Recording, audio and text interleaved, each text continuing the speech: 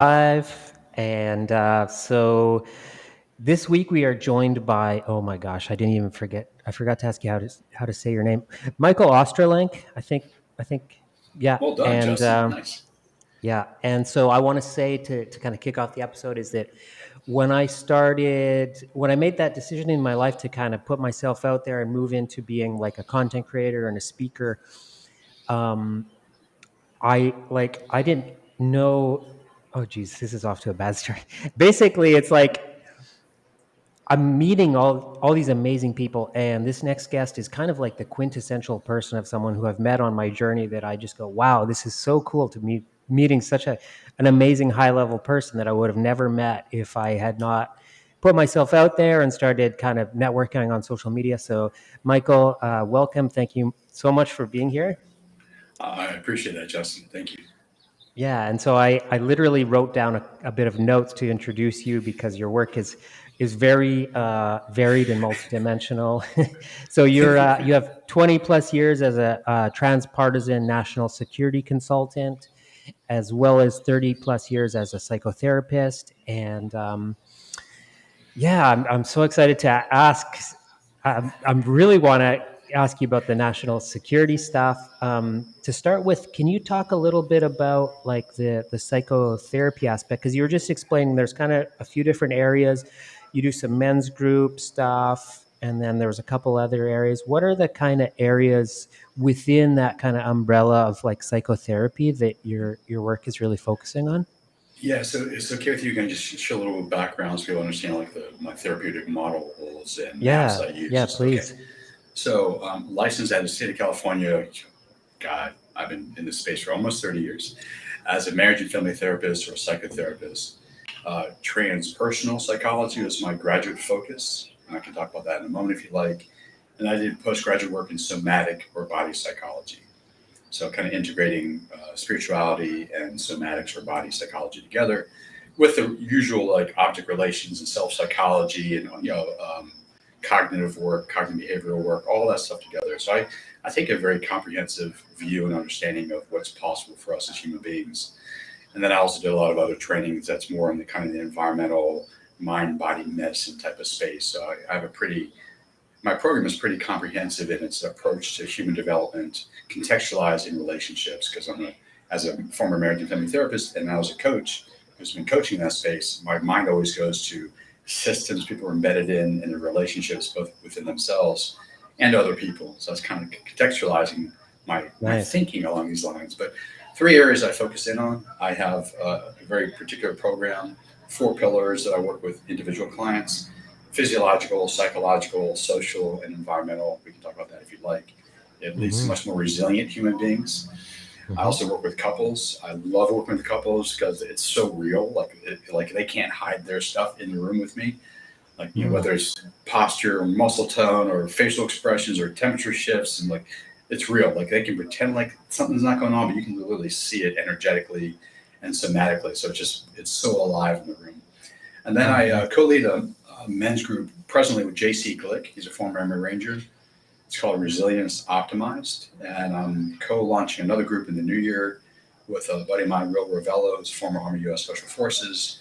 And it's more of a tactical fitness men's type of group. So we'll do like close quarters combat, hand-to-hand combat, survival training, also team building and individual development work. So that's kind of what I'm Nice. focusing on these days at the coaching level. Cool. Yeah. Yeah. And with these new projects, it sounds like you're bridging these different worlds because I'm thinking like, gosh, how does one person do all these different things? Like with they seem to be very different with the security stuff and then the transpersonal somatic stuff. And so it's so interesting how you're bringing them together with these new projects. But I want to go back a step. You said how you love working with couples, and you mentioned like what's possible with humans, and that kind of jumped out at me as I was kind of honestly struggling to understand. I'm like, oh boy, what have I gotten myself into? This is complex stuff. But that just really caught my attention because like I feel like there's such a range of human experiences, and some people are thriving and some people are struggling. And I think that's what you mean when it comes to what's possible, right? In terms of the personal evolution and using these modalities to really change people. And I guess you could even use the word heal, if that, maybe that's not a word that resonates, but what does that mean to you when you say like what's possible, and like kind of what is it about the working with couples that you really love? I guess that's two questions in one, Yeah, but just it's do all whatever good. you want with that. Thanks, Justin. I appreciate that. So, you actually use the word heal, and I'd love to kind of lay out a framework that I think about that I use when I work with clients because, what is possible? There's high potential, high possibility, but there's kind of three levels when I work with an individual and even with couples too. There's the kind of, and I don't put this lower as less important, but, kind of working its way up is healing. All of us have wounds from our childhood or even pre-perinatal lifetime and into our adulthood, which direct us in certain ways and how we show up in the world, that generate certain behaviors, maladaptive behaviors. If you kind of look at what's possible versus how you show up in the world presently, so so a lot of the healing work is necessary. How to heal those wounds, and when you start healing those wounds, a lot more energy is available, which is wonderful for all these other wonderful things you might want to do in your life. A second piece of that is self-regulation. Like you're in the moment, you're having a difficult time, whether it's just by yourself, thoughts going on in your head, or you're with your partner, and things are just being activated. Like while you're healing, and you have to be on the path of healing because that's really important. You don't have to be, but like it's important to heal your wounds. It's like how do you regulate yourself in the moment so you can be calm, cool, and centered as best as possible, access the prefrontal cortex, and take better decisions in your life, and engage another human being. If it's another human being, from a much more loving, compassionate, caring place. So part of so you work on the healing, but you also work in the moment on self-regulation. So I teach a lot of breath work and mantra work and things along posture work, all those kind of things. And then the third piece on top of that is great. That's great. You're healing your wounds, or whatever you want to call them. You're learning to regulate yourself, and then you have to evolve your you don't have to. I'll keep saying you have to, but if you're part of my program, If you that's kind want, of required. and if you want to be joyful and live Yeah. life to the fullest, and Exactly. Yeah. And the top of that is then like evolution of consciousness. And you can look at that in many different ways. One way I look at that is there's like 21 lines of development: cognitive, moral, emotional, all kinds of different things inside of yourself that can evolve over time if you're given the right conditions and you do the proper inner work. So then I look at that with clients, like, someone can be really smart, but emotionally a little bit immature. Okay. Or they can be really smart and morally or ethically a little immature. Like, okay, we understand those things and we work to evolve you to the next level of functioning. So those are kind of three frameworks you want to think about it. That partially answers your question. And then I can talk about the couples too, if you'd like. yeah, sure, All right. yeah. So what I learned is like I would work with individuals, and when I even work with individuals as part of my 4-pillar program, relationships always come in because I always got to ask the questions, about your partner, your spouse, your workmates, your social life, your relationship to self. So I'm always thinking along those lines. Even in relationship to your environment, that's also important too. We can talk about that. And then I hear them talk about their partner, and I'll just say it's a man. I'm talking about a woman, but it could be any combination of whatever it is these days. And like, cool. And I hear that his symbolic representation of her. And I know to myself, because we're humans, like it's very partial, it's very limited. That's his reality tunnel interpreting her to him to me. I'm like, okay, cool, I get that. And I always say to myself, that's not her, that's your interpretation of her. She's much more complex than that. Or he to she, or she to he, or whatever it is. And then there are times when I work with individuals that I might invite, if it's appropriate, their partner to come into some of the sessions because she plays a role in his growth, or maybe contracting against wanting him to grow, and it restricts his growth. And or I actually just work with a couple. Like a couple will contact me and say, hey, I want to work with you. And it's great for me because it goes from symbolic representation to the real person in the room or virtually. And like right now, like, if I was working with you, I'd pay attention to your breath. I'd pay attention to your skin tone. I'd pay attention to any kind of muscle tension that I might intuit from you or see visually from you. I'll listen to your voice, the language you use, your tone and volume. Like all that stuff is so real in the couple dome that it just gives me so much valuable information. And more importantly, as I help them become more self-aware of themselves and each other, they start becoming aware of those patterns, those ways of showing up with each other. And awareness is the beginning key to start breaking patterns that no longer serve you and the relationship. And we could talk about like interventions that might change from this is what we do to like, oh, this is possible, this is aspirational. How do we get from here to here? Well, I'll stop for a moment and see if you have any Yeah. questions. Yeah. So I feel like relationships is like maybe the biggest part of being a human being. We're such social creatures. We really do not exist. It's kind of impossible to exist on our own. And if we can be successful in our relationships, life becomes so rich. And if we don't have, if we're not equipped to be effective in relationships, we have so many problems. And I think that self-regulation you're talking about kind of sets us up to be able to do well in relationships. And in my personal life, or my personal experience, I mean, I have experienced such a range from feeling so relaxed and funny and inspired and charismatic to a total disaster hanging on for dear life. And I'm the same person. And it's like, when I'm feeling like a disaster, which was more so in earlier in life, but I still have moments like that where Mhm. maybe I get super stressed out, and then it just affects the way I relate to people, the way I kind of perceive people. And so, like, I guess for a question is like, is it possible to perceive someone for who they are, or is that kind of impossible because maybe we can only see someone through our own lens? You know what I'm saying? Like, That's a like a brilliant, deep philosophical and psychological question, yeah. and, and I'll do my best to answer that. So I would say it's like a couple of different things, and ultimately I'd say you can't really know someone at the depth that I could imagine you could imagine to do, because we always will have filters that filter out cognitive biases and our own history and our own culture and things like that.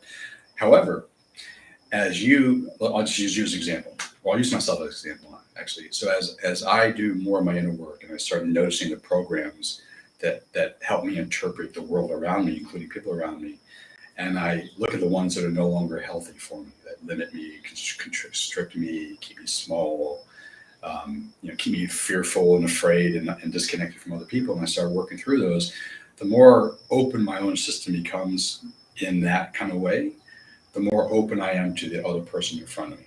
So it's not that I Mm. can get to 100% unfiltered, unless you're maybe on medicine. MDMA might do that for you to a certain extent, but you still have your filters. But there are technologies out there that can help facilitate that. But ultimately, there's still some filtering going on because we're humans. But I believe we can get to greater degrees of openness in our own system to be able to see them more clearly. And there's Hmm. two words that are my favorite words when it comes to couples: playfulness and curiosity. And I'll use the latter first.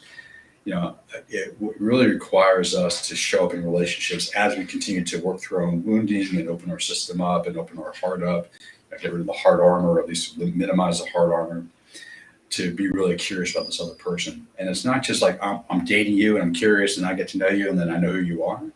It's more like, no, like that's a continuous process as long as the relationship lasts for the rest of your life. If you have a lifelong marriage or whatever, like you would benefit, they would benefit, and both of you would benefit in the relationship for both of you to be really curious all the time, because that Hmm. helps you remove more of your filters, and that makes them feel safer if you do this in a safe way, to like they get to relax, they get to hook their system, they get to be more expressive too.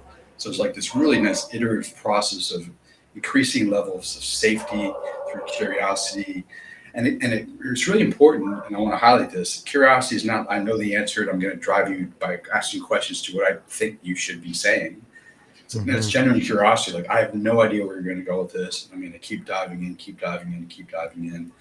And when I work with couples in the relationship space, therapeutically or through the coaching stuff, it's like, as let's just say it's he and she, like he is curious about her, and she starts noticing like, oh, he asked me these questions. I feel really uncomfortable answering them. Hmm. Be like, oh, okay, what in your system is contracted against you feeling safe enough and open enough to answer his questions? So like we work with her to open her up. The more she's open up, the more you can be curious, and it goes both ways. It's not just one or the other. So it's Yeah. like just a deepening connection and process over time for more and more intimacy. So both Hmm. people in time feel heard and seen and understood. But it's not a one and done. Like, oh, I'm completely heard and seen and understood. Not like that's a daily ritual of sorts or way of showing up in a relationship. Yeah, I love that curiosity and playfulness. And I feel like when there's mutual curiosity about each other, the playfulness can really come out. But you're getting me thinking about why is it that some people I can become very playful with, and it's just like I would have said, oh, it's a chemistry thing or something, but and then other people, there's just not like it's so flat. I don't think of anything silly to do. And then other people, it's like I'm just on fire. So many funny little things that we're both cracking up and they're cracking me up. And I think if there's mutual curiosity, the playfulness should emerge in some form, even if maybe people are a little bit shut down in that flow. Like, does that, would you say that's kind of the way it goes? Like, I 100%. So, and I'll go back and I'll explain my understanding and use of the word playfulness. So, we show up who we think we are, and that's how we operate in the world. We have an identity, and usually our social ecologies support that identity. Oh, that's just who he is, and our expectation of him is this, and we have our own expectations of ourselves, and that's how we show up, which is what we do as human beings. That's fine. But if you start doing this kind of inner work, you can think about it as like I'm increasing more flexibility and adaptability in my system. I'm able to adapt really quickly over time. It's not like so. It's like the rigidity in my literally the rigidity in my physical system reflects the rigidity of my mind, emotions, energetics, all that stuff. And as that starts loosening it up, my identity begins to loosen up a little bit too, and I can be more playful. Now, mhm. and it's really a curiosity of self that allows the inner work that needs to be taking place so you can relax the system so it can be more playful, more adaptive, more flexible. But if you're in a relationship, your partner needs to reflect some version of that because if they're rigid and you're really open and playful, it's going to get this huge mismatch. So Mhm. it's like, and not that you both have to be completely open and playful all the time. Life happens, fucking sucks. Like I shut down. Cool. But if you can find a partner who's willing to play in the playful space, and do the work that I just mentioned, like that, then you just have this really amazing dance of intimacy.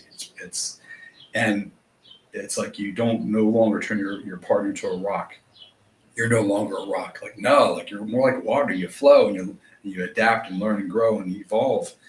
And that's so much fun. Like it's like Mhm. I mean, like if you can show up for yourself that way, life is so much more interesting. It's more of an adventure. Although there are hard times, I'm not going to deny that.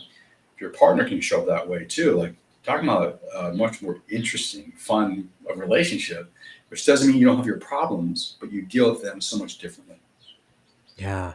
Yeah, Yeah. rigidity, that was kind of the word I was thinking of, Okay. like that the opposite of kind of play, or it's sort of like not being in that flow of playful rigidity. And you're making me wonder, like, why is it that some people I feel so curious about, and Mhm. then other people not so much? And this could be in a I was kind of thinking in a romantic context, like, why is it that one woman, and yeah, I'm so curious about them. I want to get to know them. And then there's another woman that maybe I could say, oh, well, they're just as good looking, because Mhm. looks are very important to me, when it comes Fair to enough. like a potential romantic relationship.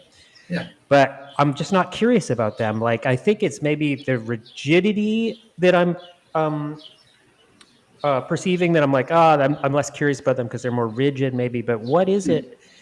Why am I more curious about one than another?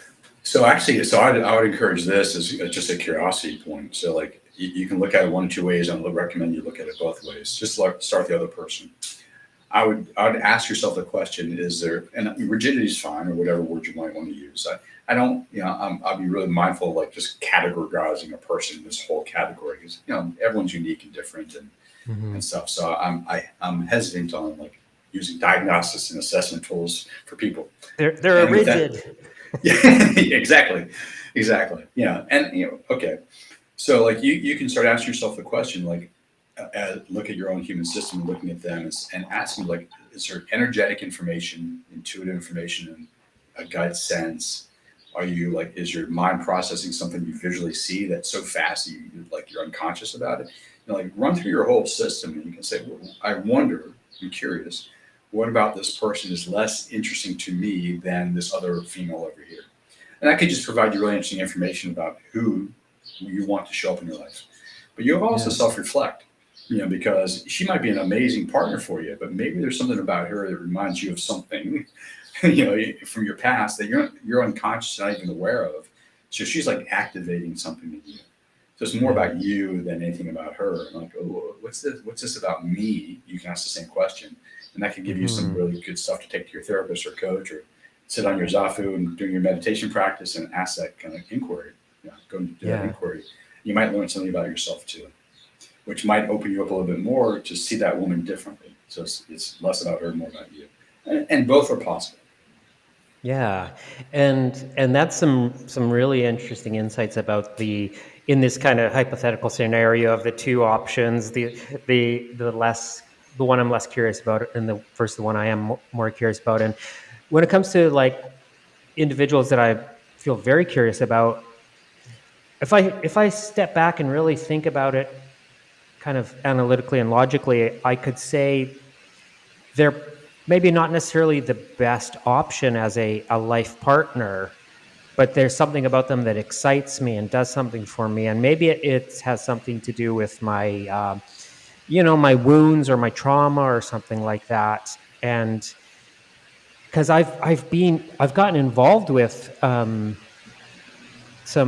characters, that were like a little bit extreme in terms of their backstory and stuff like that. But there's Mm-hmm. just something so intriguing about them to me. And um, yeah, so A question you could ask yourself too is why am I attracting this particular type of person? For what purpose? Because yeah. then that's really about you. Assuming for the moment that metaphysically the way the world works is like you actually attract people in at one level to teach you something about yourself. I'm not saying that's completely the way it operates. It's a mental model you can use. But if that's Mhm. true, just for argument's sake, cool. Okay, why am I attracting this interesting character? What about me attracts this person to my life? Yeah, very much And so. that it gives you an opportunity to like look at your own character traits, your own personality, your stuff. Yeah. Yeah, very much so. Okay, so I want to change gears a bit Sure. because you said Yeah. something earlier in the conversation that jumped out at me that it sounds so interesting, which was the Hmm. prenatal life. Is that something that has uh it's like a big part of our kind of core makeup, a mental emotional state of being, would you say? Like we So, inherit things or have experiences or something like that? so consider this: your grandmother, when she was pregnant with your mom, what inside your grandmother, had the egg which became you. So, Whoa. The egg just that became that, me already existed when my mom was like a fetus inside of my grandma. yeah, yeah. My goodness. I never I never thought of that in my entire life. So That's crazy. if you just take those three generations, whatever your grandmother was thinking and feeling, eating, consuming, relating, all that stuff obviously had an effect on your mom in utero, because that Yeah. literally affects the mom, affects the baby in utero. But it would also affect her physiology in the totality of her physiology, which includes her eggs. Yeah. Okay. So that in and of itself was like, holy moly. I thought that was like when I first heard that years and years ago, I'm like, wow, that's pretty incredible. Yeah, that's for sure. Yeah. Okay. So just at that one level. And then considering like literally your mother is pregnant with you, from conception to birth, anything and everything that happens to her literally has an effect on you in utero. And Hmm. as your system complexifies in utero, it can take in more information, it can process more information, it's more affected by other things. Both her, like her diet, her nutrition, her consumption of alcohol, or if she smoked, or dipped. I'm sure your mother probably didn't dip, but whatever things she consumed, literally you consumed. But also her relationship, like with your father, her relationship with her family, the environment she lived in. Like, I don't know where your family came from or where they lived and stuff like that, but like in terms of your mom, like all those things literally have an effect on her, which would then have an effect on you psychophysiologically. And then, birth occurs, and we do birth a lot these days unnaturally. There's a Yeah. lot of medical interventions, which has a whole host of problems. But let's just assume for the moment that your mom did a vaginal birth with you. And through the vaginal canal, you get all the microbiome that you need on your skin, inside your system, and it helps you generate an immune system. Awesome. These days, because of C-sections and other such medical interventions, that's less likely to happen. So babies come into the world more immune compromised, less able to deal with the environment. Now, Hmm. back in the day, I don't know about your mom, but like a lot of women breastfed. Yeah. And the breast milk is perfect food. I mean, like Hmm. God, nature, however you want to frame it, like created the perfect food for the baby to get all the nutrients he or she needed. The breastfeeding itself connects the mother and the baby. Oxytocin is released.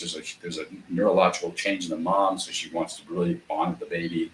The baby bonds with the mother. That's happening less and less these days. That causes disconnections between the baby and the caregiver, causes a lot of stress in the baby's system. Not only not they're getting the proper nutrition necessarily, but they're also not bonding appropriately, getting their neurochemical system operating fully as God intended or nature intended.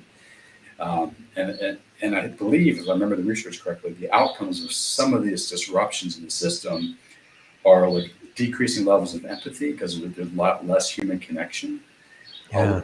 less ability for people to self-regulate because babies learn to regulate by being regulated by the mom through being touched and Wow. held and breastfed and all that kind of stuff. If there's less of that, the baby doesn't know how to regulate itself.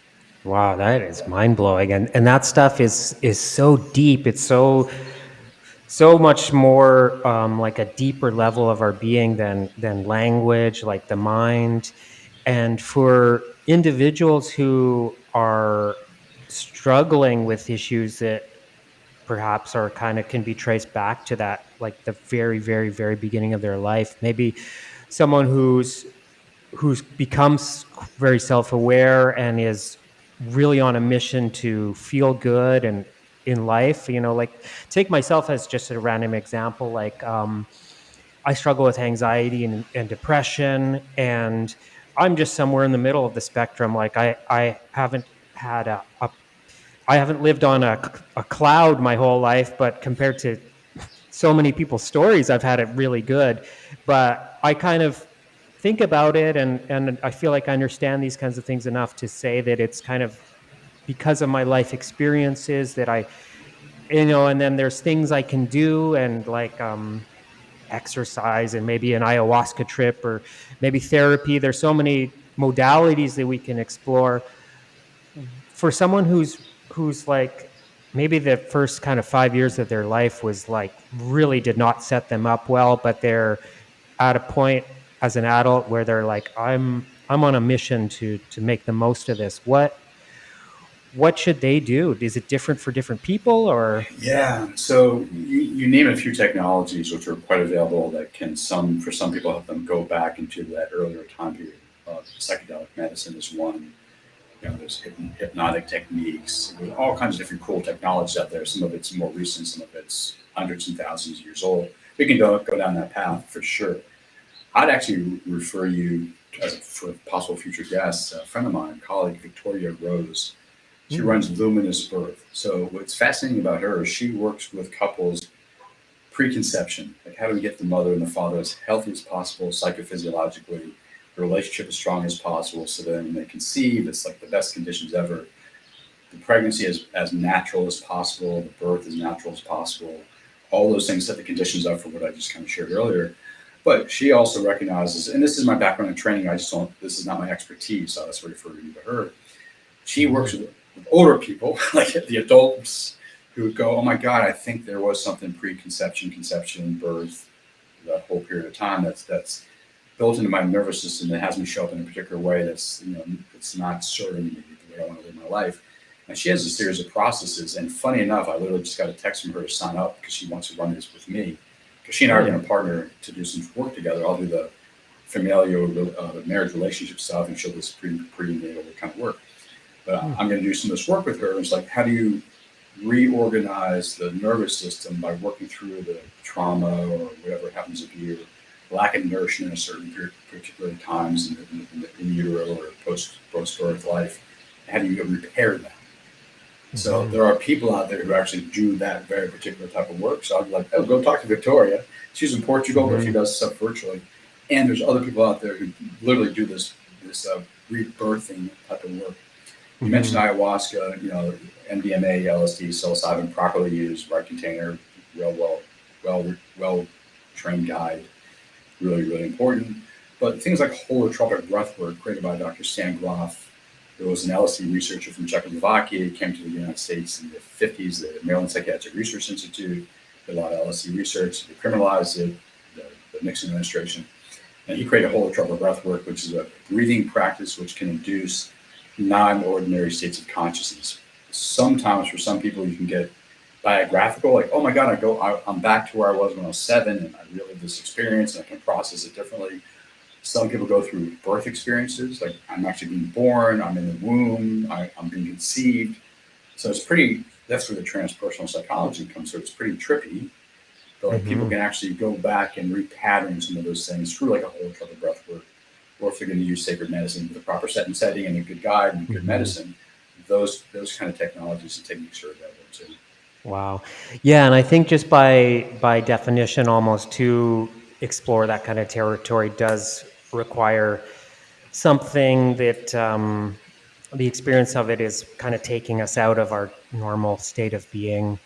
Yeah. So yeah, that and it's really exciting. I feel like humanity is really going through almost a renaissance of these kinds of things. Like it seems like the culture has changed so much, and there's so much more awareness about these kinds of things that we can do. So it's a really exciting time to be alive. Can I share a funny story along those lines that kind of shows me how the culture shifted? Yeah, please. So I I did like 20 plus years of public policy work, and I had an office in Washington, D.C., lived there doing the work, Congress and the White House and the agencies, all that kind of good stuff. And I had an office there with about 1,500 books. Everything from somatic psychology to environmental studies to free market economics to psychedelics, transpersonal psychology, health and fitness, like everything I was interested in. And I'm pretty OCD, so it's everything by section. Like here's the section, this. Philosophy, psychology, all that stuff. And I literally had a psychedelic section. Timothy Leary, Stan Grof, Terence McKenna, Grove, all the books in the psychedelic space. I'd have people come in every week to my office because just for the work I was doing, hundreds of people, not thousands of people, from 2000 to 2019 or so, and or 2001 to 2019 or somewhere in there when I actually had this office. And it was amazing because everyone come in my office like, oh my God, I love books, and they look at my bookshelf. It wasn't until 2015, 16 or so that people started noticing the psychedelic books. Really? Interesting. Because that's when it started, like Tim Ferriss started talking about psychedelics, Oh yeah, these funding projects. A lot of these tech billionaires started Aubrey slowly Marcus talking. maybe Aubrey kind of Marcus, popularized some stuff. Joe Rogan. Oh, big time, yeah. Sensory deprivation things too. But it was like, once that became more in the zeitgeist, it was okay to almost start thinking and talking about it. Literally, people are like, oh my God, you have that book on LSD or psilocybin. I'm like, wow, it took 15 years, and then finally people are starting to notice it. And then we start having conversations about it, which is kind of really cool. That's so interesting because on one level, it's like they're scanning all the books and something catches their attention and then they comment on it. But just the fact that they even noticed, like looked at that book, let alone it caught their attention. It's almost like a 100 monkey syndrome thing where because they probably didn't look at literally every single of one of the 1,500 books. So it's just more there to be discovered for people now, I think. Yeah, like Yeah, one of those blotch tests, like you used when I was a little kid. Like, what do you see in the picture? Everyone sees something yeah, different. Yeah. yeah, totally. I'm curious, like, what's your reading practice like? Because I like to read, but I could read more, to be honest, but I do read. What's your approach to reading and kind of self-education? Yeah, so let me break it into two different things, and I'll talk about my reading during my 20-year plus of policy work. Yeah. So I did what I call partisan public policy. Has no, it's nothing related to trans movement. Transpartisan means through and beyond the partisan. So I was always interested in like worldviews. Conservatives believe this, libertarians believe this, progressives believe that, liberals, like different worldviews that have emerged, and like how do you understand them in their own context, but also in relation to other worldviews. So like I subscribed to about at the time about 20 different magazines all across political spectrum. From like a C magazine that have Noam Chomsky, to Reason magazine, the more libertarian, to the American Conservative magazine that's more conservative, and then everything in between. And then also like journals, the Cato Institute, the free market think tank, they had a journal that came out. And so I'd like read those journals too. And then I'd read particular topics I was working on. So like if I was working on counterterrorism and strategy in Afghanistan, like I'd read West Point has a counterterrorism center, and I'd read the reports just like that, or CRS reports from Congress. So I'd read like the experts from all across the spectrum, so I can get a bigger understanding of how to think about these things, both to challenge my own thinking, but also get other perspectives. Like, oh, I never thought about that way. I never thought about that way. Thought about that way. So, and then all the technology. Wired magazine. What's the latest, thinking in technology or tech review? I think it was back in the day. Monitor 2000, like 30 years ago, I used to read that magazine. Um, and then I'd always look for magazine. I look for clusters of magazines. So all of a sudden, there's like 5 new magazines on meditation. Ooh, Mhm. that's really fast. Literally, like overnight, like 5 new magazines on meditation. Cool. So there's something going on in the culture that's leading more and more people to create content for that particular area. That's really cool. So I do all that kind of reading too. Okay, that's during the policy work. Presently, I have what I call my personal PhD. Every Yeah. year in December, towards the end of December, I have like 8 to 10 categories of things that I'm interested in. I find programs, either formal or informal, online, books, articles, audio books, whatever it is, and I find people that are schmees in those particular areas that I'm interested in, and I build out a program. And then I put it into my calendar, and that's what I follow mostly for the year, unless things change. I might be interested in something new, lose interest in something old. But I literally just redid mine a couple of days ago. Hmm. Although it's not the end of the year, I just like I need to redo this and kind of think how I'm going to study this stuff. So presently, I'm not doing policy work anymore. So it's more like I'm studying mind-body medicine, chronic illness, and the relationship between chronic illness and cognition. I'm studying trauma.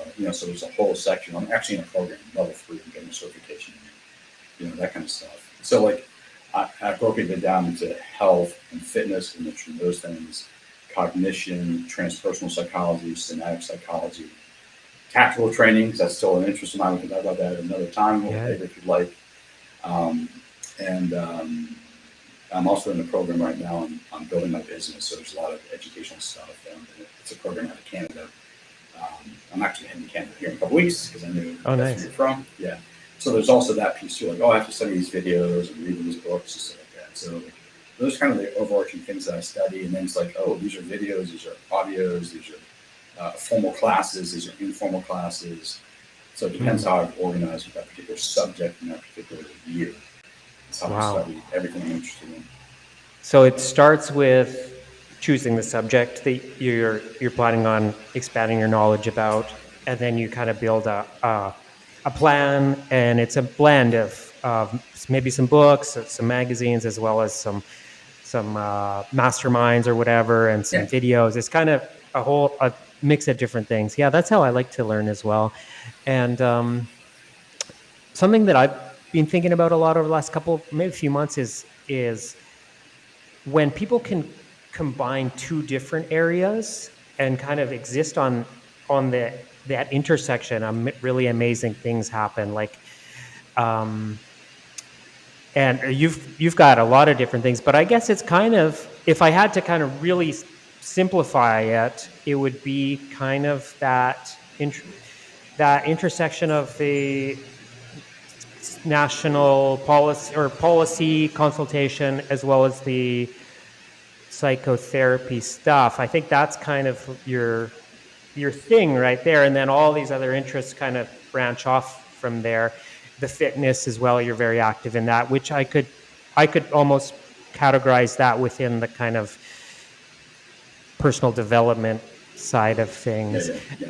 Yeah. So with you mentioned that you kind of, it sounds like you stepped away from the policy consultation, and now you've got some new projects with kind of tactical training. Is that to kind of scratch that itch in a way of like kind of maintaining some being active in that So world? it's a couple different things. So I'm actually, I want to see how this election here in the States turns out and what's going on. I have a growing interest in re-engage in the policy space, but I Mm-hmm. want to I don't want to just do it for doing its sake. I want to do it because I can contribute something. So there's a possibility in the new year I might get back into that space. I don't know. Mm. I'm not going to go back to DC and go to the White House and Congress and stuff like that. But like, maybe there's something I can do with my knowledge base and my network and my contacts and stuff like that. So that's still on the table, but we'll see what happens Okay. in 2025. The tactical stuff. So I'll just show you a quick story. So I happen to be a civil libertarian, and I oppose the Patriot Act with its three provisions, 505, 215, and 707, which are problematic if you believe in the Fourth Amendment from the U.S. Constitution, privacy rights and stuff. And I'm pretty libertarian anyways. Like, limit state power. People should be free to live their life as they want to, as long as they're adults and they take responsibility for their actions. Basic framework in the back of my mind. Okay, cool. Mm-hmm. Okay, so when I was doing efforts bringing left and right together on Patriot Act reform, I'd go to Congress and I'd sit with members of Congress and their staff, and I'll talk about the founding fathers and the Fourth Amendment, and all the things I think should be matter to a member of Congress who took an oath to protect the Constitution. And for most of them, they're like, yeah, but security, Al Qaeda, and all these other 20 other terrorist forces out there that we were fighting over global war on terror. Cool. Okay. So like they were less interested in the Fourth Amendment arguments. They wanted security arguments. Okay. Mm-hmm. So I don't have time to go join a particular government agency, get trained up, and come back 20 years later.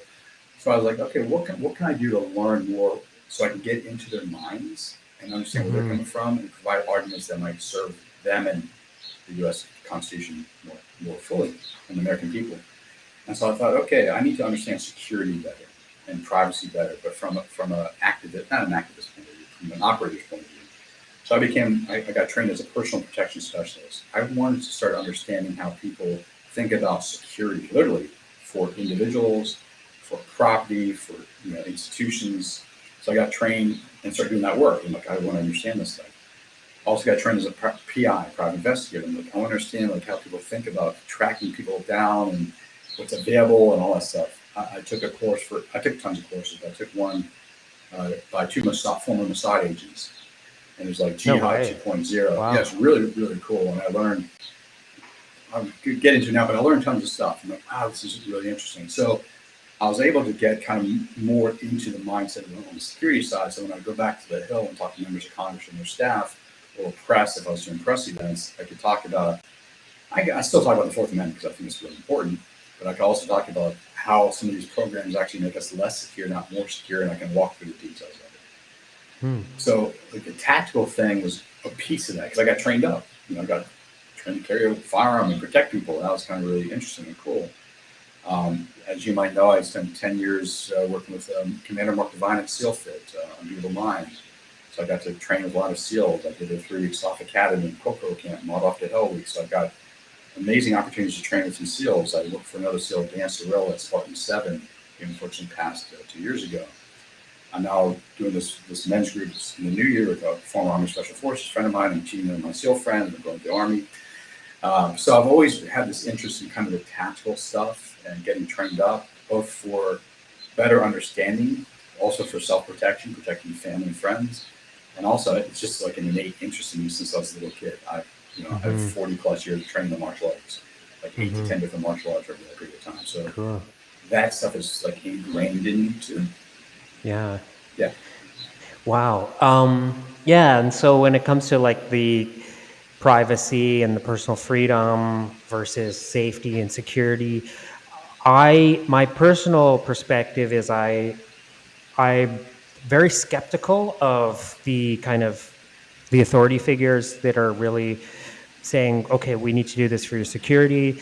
And then I prioritize the personal freedom and the privacy, but I'm not really basing that on truly being informed. That's just kind of my personal bias. Maybe if I had children, I would feel differently about it. And I think we all kind of do that. We all just have our opinion about these things based on just kind of how we feel about it. And most people are really uninformed about this stuff.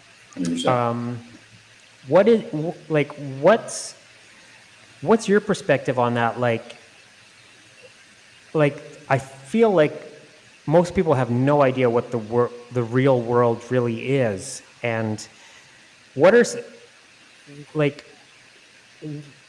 how are people kind of misunderstanding, or like what's a big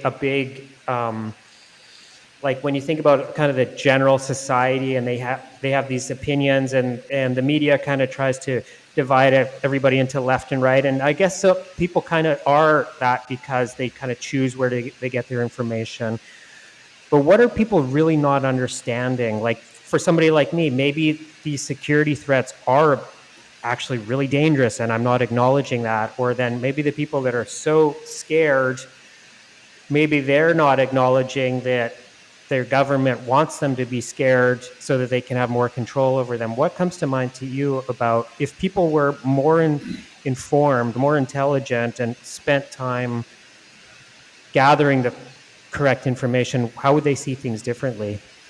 So I would say even prior to like trying to understand the world and privacy versus size versus security, I would say it's important first for the individual to begin to recognize their own sovereignty.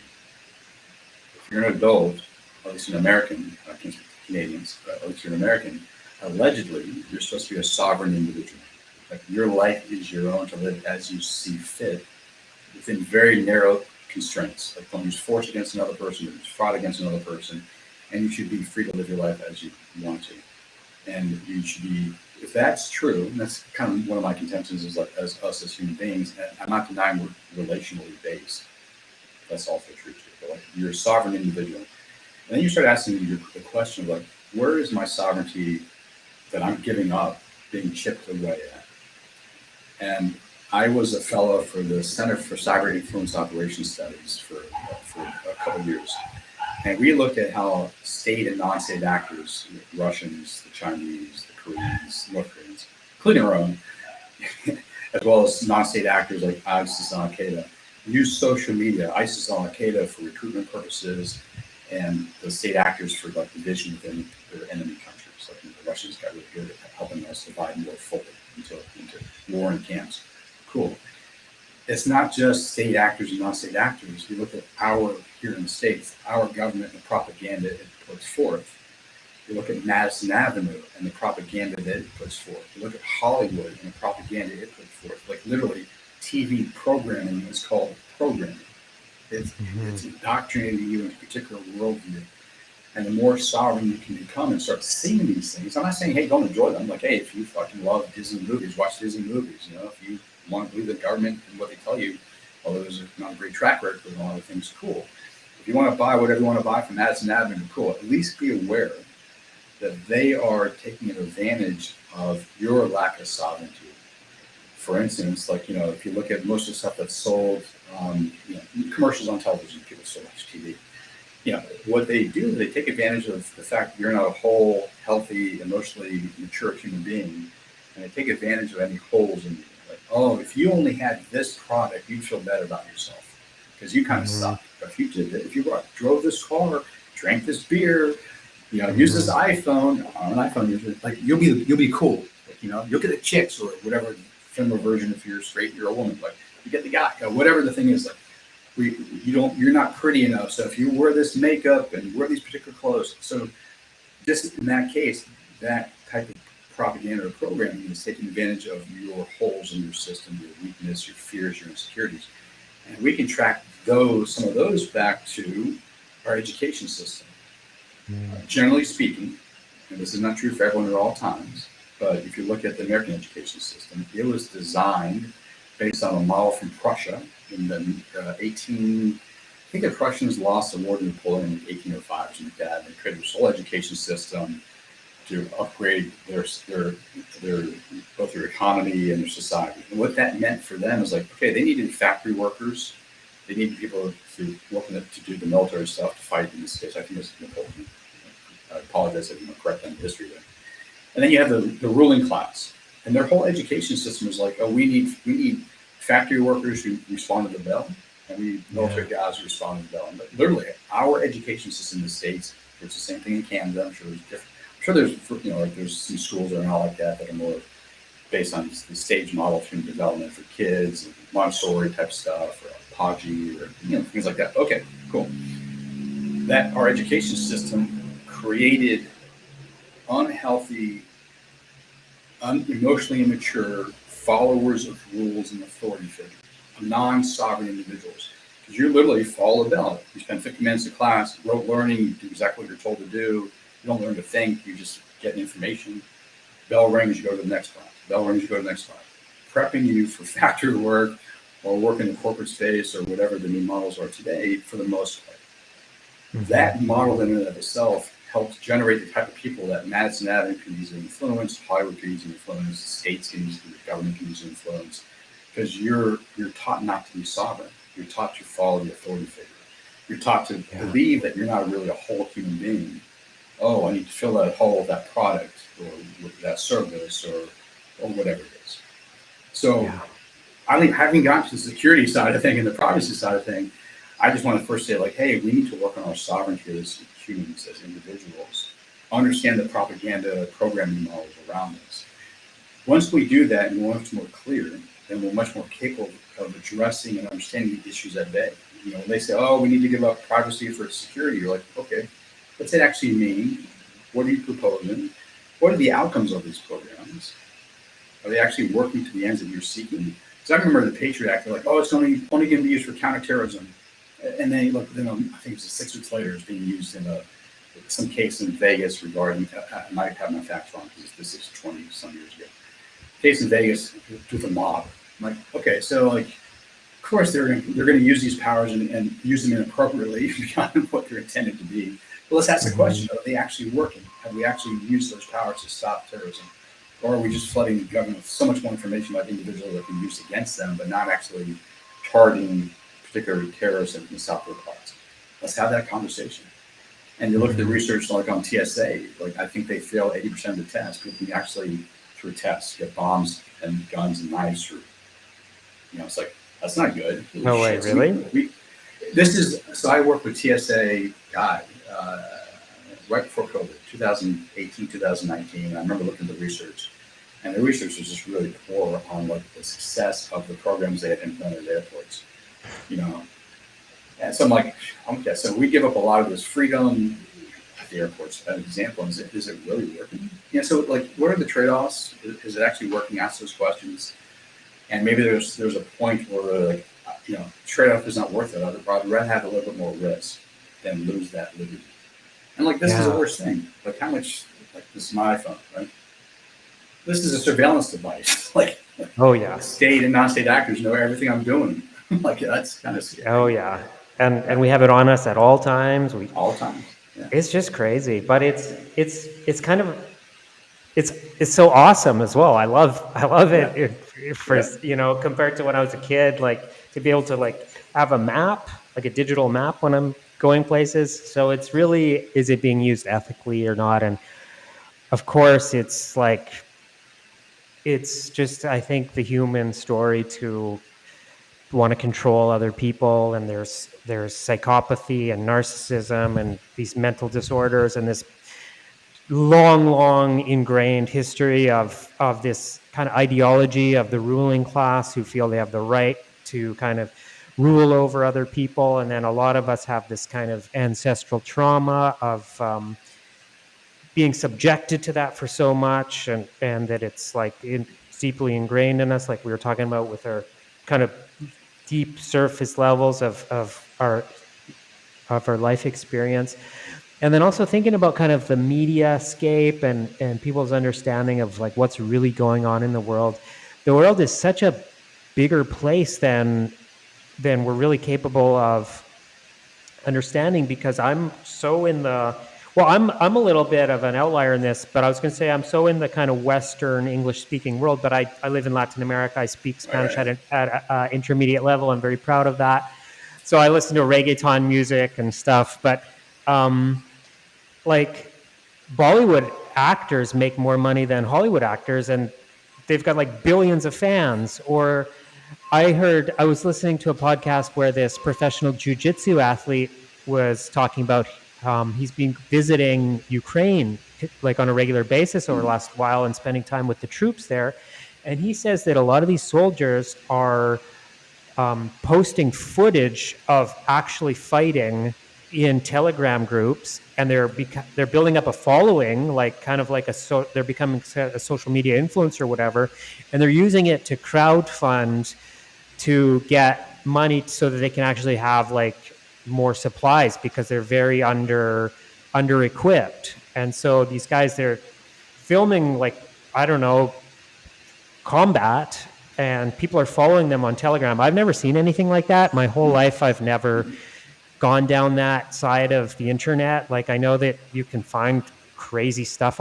I remember the first year I ever owned a laptop, I went down that path briefly, and I found some really horrible things that I wish I had not seen. But there's like a train going past yourself.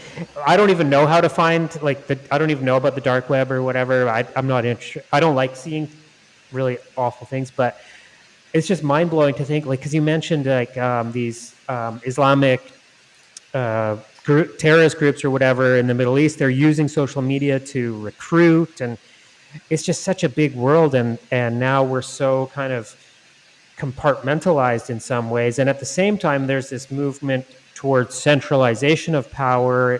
From my limited understanding, the United Nations and these kind of think tanky kind of things, they're kind of building this, the kind of,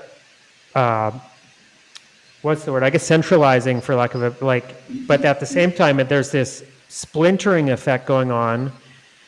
So it's a crazy time to be alive, and it's yeah. It's a crazy time. It's also a lot of opportunities. Yeah. You know, a word I like, Mark Musso uses for light warriors. It's an opportunity for light warriors to step up and bring light to the darkness. Yes. And do our best to make the world a better place, both for us, but also for our relations and our kids and our kids' kids down the road. Yeah.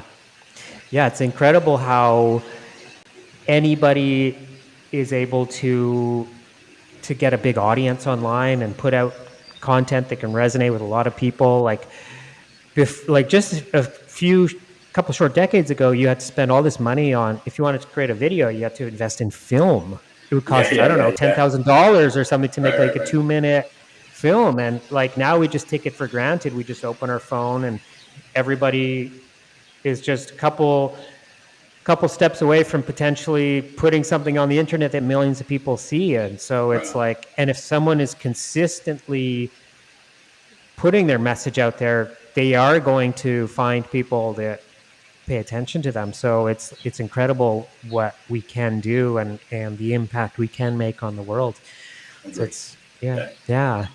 Okay, so I typically go for like about an hour with this. We're coming up on the hour, so I'd love to kind of give you the floor to kind of just talk about some projects that you're working on that you're excited, or anything you want to share with my audience, or just whatever kind of words you want to leave us with. Yeah, and I just appreciate you. I've enjoyed this conversation. I've enjoyed our offline conversation too. Yeah, likewise. Is this on your Facebook group also too? It's on my personal profile feed. Because I like your Facebook group too. I was just going to plug that in. Thank you. Oh yeah, totally. Thank you for that. And then I'm going to upload the recording to YouTube. Okay, cool. Yeah, Yeah. so if you're interested in what I've shared as an individual, you want to work in a very comprehensive manner. I have a four-pillar program that works really deeply physiologically, psychologically, socially, and environmentally. I'm more than happy to jump on the call and have a conversation with you about it. I work with couples. If you're interested, either one of my men's groups, the one I run with JC Glick, Resilience Optimized, new cohort, January, and then a tactical fitness one with Will Ravello, also starting in January, completely two different approaches, but both really fun. You can reach out to me on my website, michaeldostrolenk.com. And I'm on social media way too much. You can find me on Instagram, Ostrolenk. You can find me on Facebook, Michael Ostrolenk. You can also find me on LinkedIn. So any of those means of communication, you can just reach out to me DM. And I'm more than happy to jump on a Zoom and have a conversation with you. See if there's a functional fit, for what I do, what you want to accomplish. Yeah. Awesome. Awesome. Okay, Michael, thank you for being on the podcast. Thank you for an amazing conversation, and Thanks, Justin. it's a privilege knowing you, and I hope to continue to get to know you more as Definitely. time goes by. Thanks, All buddy. right, so yeah, I think I can actually keep you on and end the stream. Okay.